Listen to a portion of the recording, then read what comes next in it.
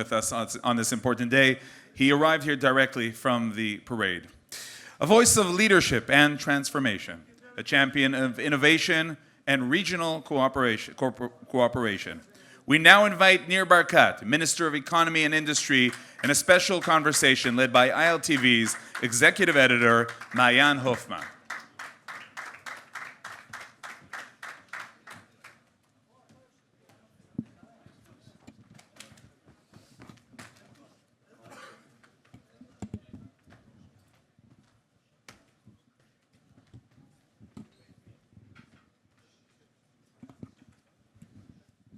Minister Barkat, thank you so much for being here today.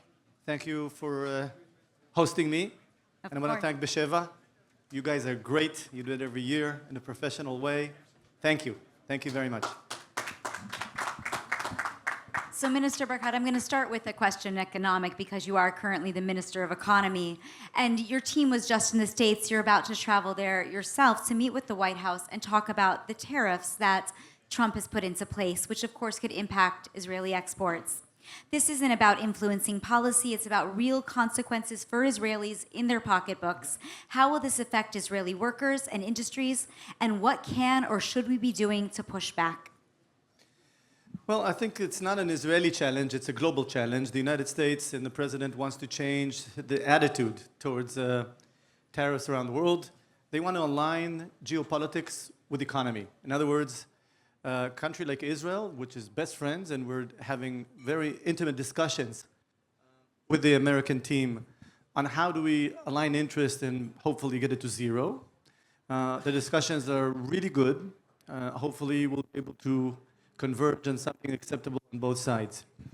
And so I'm very optimistic. The Americans see us as a great friend of America, and we're well aligned on geopolitics. There are other countries that are not aligned on geopolitics that are going to have a bigger challenge than us. So jumping over to geopolitics, President Trump was just in the region visiting all of the Gulf states, and he encouraged Syria and Saudi Arabia to join the Abraham Accords. Of course, he buddied up with Qatar as well. Israel felt very sidelined. He did not make a move to come to Israel. Now, I know Trump denied just this weekend that there is any daylight between him and Netanyahu. But Minister Barkat, tell me, are we losing strategic ground with Trump or even in the region? No, I don't think so. This trip that President Trump took to the Middle East is an economic one. And I think that he put some goals for himself, and you should ask him. I think he's successful at accomplishing his goals. But if you actually look at a bigger picture, there is the evil axis, starting with Iran, including Qatar, and a lot of Muslim Brotherhood cells around the region, and the proxy strategy that Iran developed against Israel to include Hezbollah, Hamas, and other proxies around in the region. The more we fight with them, the more we make sure they pay a heavy price. Dismantling Hezbollah. We're in the process, we're still not done. Getting all the goals of the war, getting our 58 hostages back, of course, and making sure Hamas does not survive this war.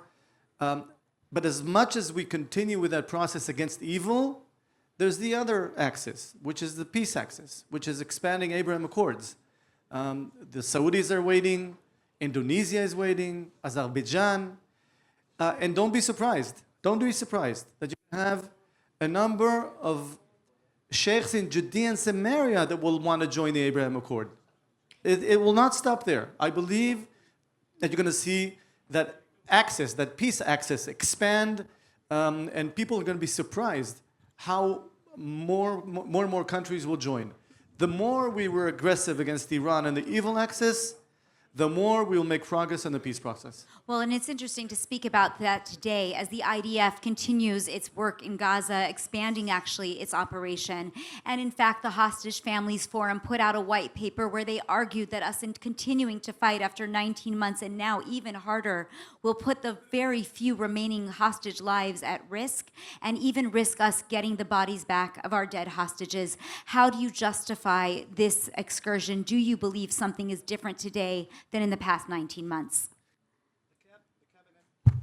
The cabinet decided together, unanimously, to put more pressure, more army into Gaza with the understanding that pressure will bring an opportunity to a deal closer. It's exactly the opposite. Hamas is not going to volunteer to give us our hostages back.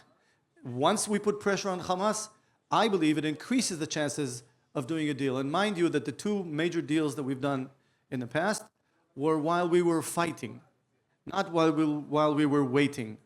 And I believe eventually that putting more and more pressure will increase the chances of getting our hostages back. Now, I want to jump back.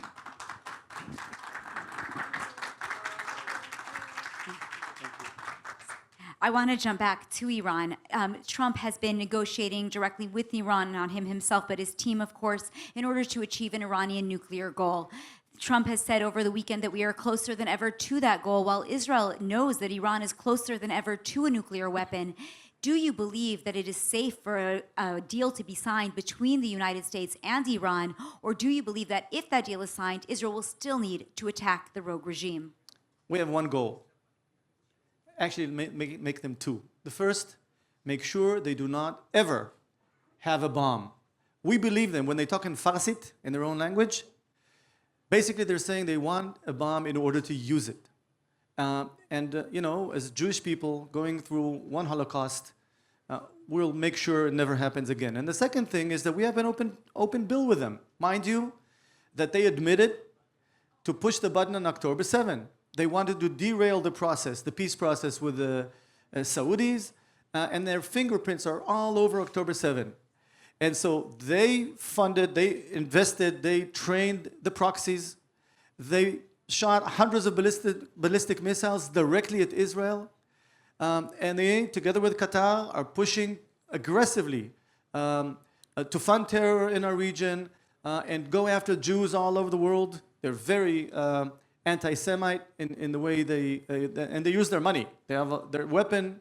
Qatar has a weapon of money, and Iran has huge influence. And that checkbook, that open bill, is not yet closed.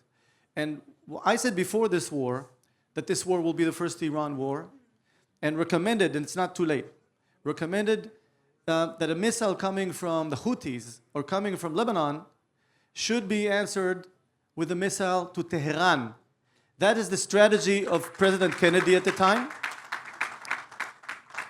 If we don't sleep good at night, Tehran must not sleep good at night. And that equation we must bring up to the table. I believe, if anything, it's going to shorten the time of war. So we're running out of time, but I do need to ask one more question. Just today, the Ministerial Committee on Legislation passed your bill that would label Qatar as a terror-supporting state. While U.S. President Donald Trump is getting closer to Qatar, we are about to label it as a terror-supporting entity. Won't that bring daylight between our two countries? And why do that now and not before October 7th, when maybe we should have known? Well, it's never too late. I think after on October 7, we've learned that there's no gray anymore. People must be either on our side or they're on the side of the enemy. No more gray. And Qatar is a classic example that played two sides. They're wolf in sheep's clothes. We will not agree for them to continue playing this game. Hundreds of thousands of people were killed because of their blood money, the money that they fund terror around the world, Americans, Israelis, and it's in Israel's best interest to make sure Qatar is defined as a terror-supporting state. They must be, again, they must not sleep good at night, knowing that what they're doing is against the state of Israel and against Jews all over the world. And I'm happy this is the first time we've approved something like this in the government, and now it will go to legislation to the parliament. Hopefully, with the friends of opposition that are sitting here, we'll be able to close this quickly as possible. Thank you so much, Minister Barkat. Thank you very much.